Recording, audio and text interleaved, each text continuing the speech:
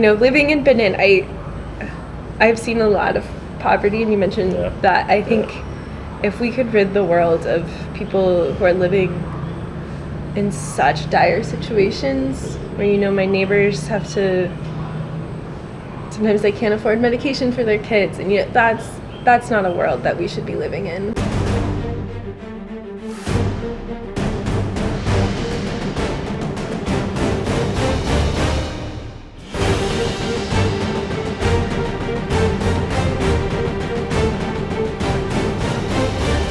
Hello, this is Marco Le Rock.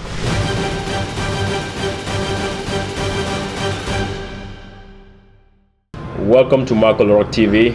My name is Marco Le Rock. I'm your host for Inside a Great Mind, where we interview entrepreneurs, author, game changer for the sole purpose to inspire and inform you. Today, I am here in Benin, in a town called Dassa, with Julie Curtis. Julie, how are you? I'm great. Thank you so much for coming all this ways to visit me in my town. Yes, I'm pretty excited to kind of have a chat here. Yeah. So tell our host Julie Curtis.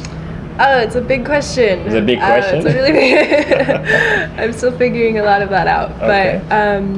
But I'm native to California. Okay. But currently I'm living in Dassa, Benin. I've been here for about 2 years now as a Peace Corps volunteer, and I plan to return back to California in about 2 weeks. So I'm at the end of my service. Awesome. And since being here, I've primarily been working on a project working with moringa. Okay. Moringa is a new superfood that's hitting the U.S. market, and it grows incredibly well in Benin. So I work with mainly widowed women, creating a powder. Okay. That's awesome. Yeah, it's been fun. So why did you decide to join the Peace Corps anyway? Oh, another good question. Yeah. I love good questions. Yeah, I can tell. No, so it's always kind of been something on the back of my mind. My older sister was in the Peace Corps. And then after that, I graduated college and was looking at other opportunities, and I realized there's nothing quite like the Peace Corps. Once you plant that seed and start thinking about it, it kind of consumes you. And I realized there's nothing quite like entering a culture so deeply for 2 years. And I knew I could learn a lot.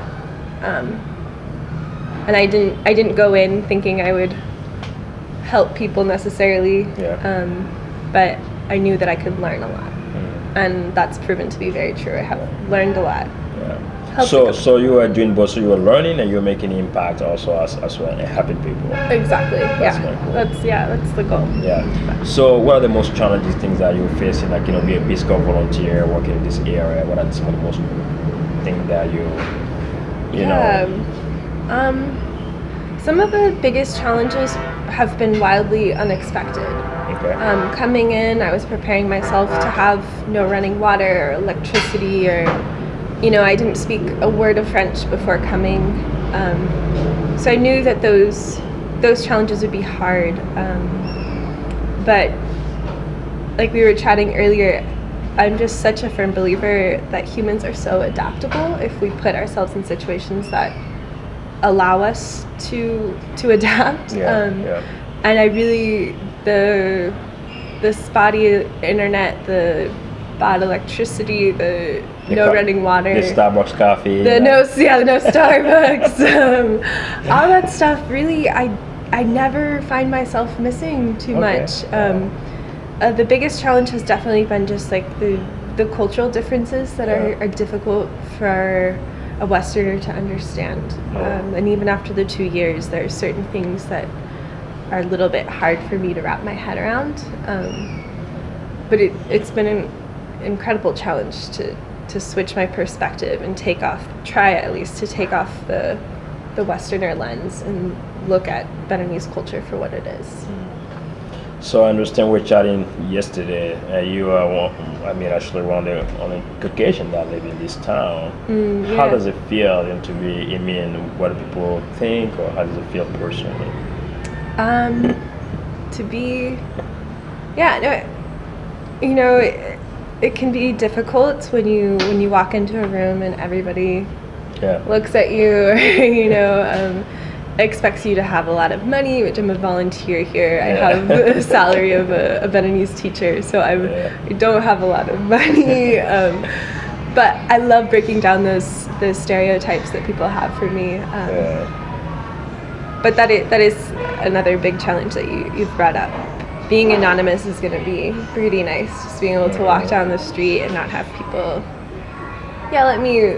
The word for white person here is yovo. So I hear a lot of like, yovo, yovo, give me a gift. But you know, it's great to break down those barriers. And all my neighbors are huge allies for me, and they know that I don't like when people call me yovo, so they yell at little kids when they Julie, right? They're like, she's not a yovo, call her Julie. So I really appreciate that. So now that you're living like in so what can be like, you know, one impact you feel like you have made this community or somebody, for instance, that you can share with us? Well, that's a great question. Again, like similar to what I said about the challenges, a lot of the impacts I thought I would make are harder to make, and the biggest impacts I have made I wouldn't have expected. And like some of the proudest accomplishments I've made have honestly been the friendships that I've formed here. The kind of the level of intimacy that I'm able to have with people that on paper are so different from me has been a huge honor. Quite honestly. And so my neighbors, my work partners, I'm gonna tear up. I'm gonna miss them so much, but that has been a huge accomplishment.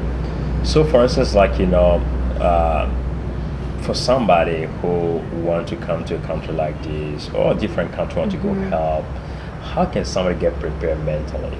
Because I know sometimes, like, you know, you can get prepared mentally, but when you come and it feels different, but still, you need to, you know, have like, you know, a different thought process, all those stuff. How did you get prepared before you came in? It's very hard. It's very hard when you're not in it to understand at all. You know, you can read online about what the food is going to look like, or you know, certain cultural celebrations and things like that, but until you're there, it's very hard to prepare. I tell prospective Peace Corps volunteers who reach out to me that they just need to keep an open mind, and you know, the first couple months are the hardest. You know, the first 3 months here were some of the hardest of my life. Is that the language, or what was the language, the culture, you know, first time being that far away from parents, your family. Exactly, for an extended period of time. And you know, there are a lot of unknowns of just, I didn't know what my work was going to be like, I didn't know what impact I was going to make, and but you kind of just have to keep on making those connections with people and fighting through, because it just every day here has gotten easier and easier. So I don't know if that really answers your question. I just don't know if there is a totally great way to prepare. Coming in with the language skills could have been more helpful for me. But I think you speak very good French. I mean, we were doing our conversation yesterday. I think you carry very well. Thank you. No, seriously. So what was it, the tactics, right, that you use, like, you know, to better yourself when it comes to French, learning the language? Well, so the first 3 months, and beyond, I would carry around like a little notebook and a dictionary everywhere I went. Wow. So anytime there was a word I didn't know, you were like learning I would write it down. On the spot. Yeah, exactly. And I lived with the host family for the first 3 months, and they were incredibly patient with me, and because I would just point to things and be like, what is that? English too? My host father did. He was an English teacher. Okay, that's good. So it was helpful. Yeah, if I was really stuck, I could just be like, oh my God, tell me what that is. But for the most part, it was just French, and they would, you know, answer all of my little questions, and I would write it down, draw pictures, and And then just like immersing yourself in the culture. It's so easy to just hide and stay in your house, but I realize it's the least effective way to learn a language. You kind of just have to like sit down with your neighbors and hear them talking to each other, and just with time you pick it up. Yeah. Cool. Yeah. So what kind of advice Julie may have for like a young girl out there anywhere in the world? Just like general. Anywhere in the world. Yeah. To keep on fighting. Okay. I see so many young girls here, especially, and in the U.S. too. You know, with the Me Too movement, I've been a kind of an outsider looking in on that, but it's so worth it to keep persevering. But I just see so many young girls here see the status quo and then accept their role as a house taker, or as a young wife, young mother, and they just think that's it. Yeah. You know, and they have like maybe a glimmer of an idea that there's more out there, but they don't. It's hard, so they don't want to keep, fighting their whole lives. But that's how social change happens. So that would be my best advice. So if you have the power to make one positive change in the world, what would that be?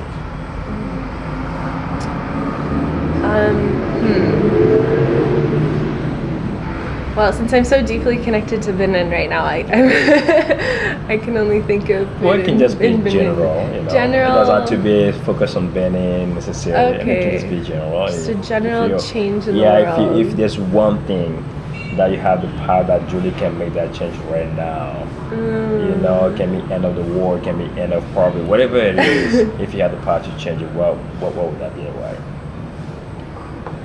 Oh, there are too many problems in the world to choose one. Guess what? What a sad world. Guess what? Let's see.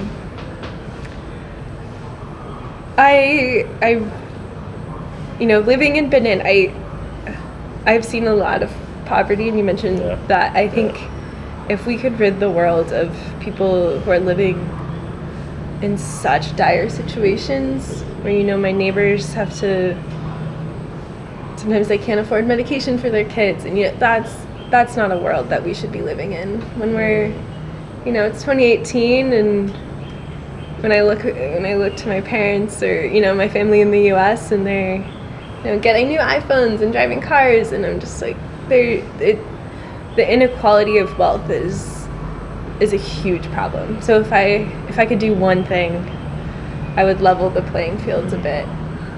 I have no idea how, but if I could, that would be your wish, huh? That would be my wish. Yeah. Okay, cool. So Julie, what would be your last advice tip to my audience? I think, like we were talking about yesterday, the power of entrepreneurship and making social change. I think it is so valuable, and if we can connect the dots between the people who are living in poverty here and people who are buying Starbucks every morning in the U.S., if there's some way we can just make people think a little bit. So if audience out there, if you have ideas, if you have innovative solutions to these problems, go for it. Persevere. Yeah. So what is next for you after you're done with your Peace Corps volunteer gig here? What's next?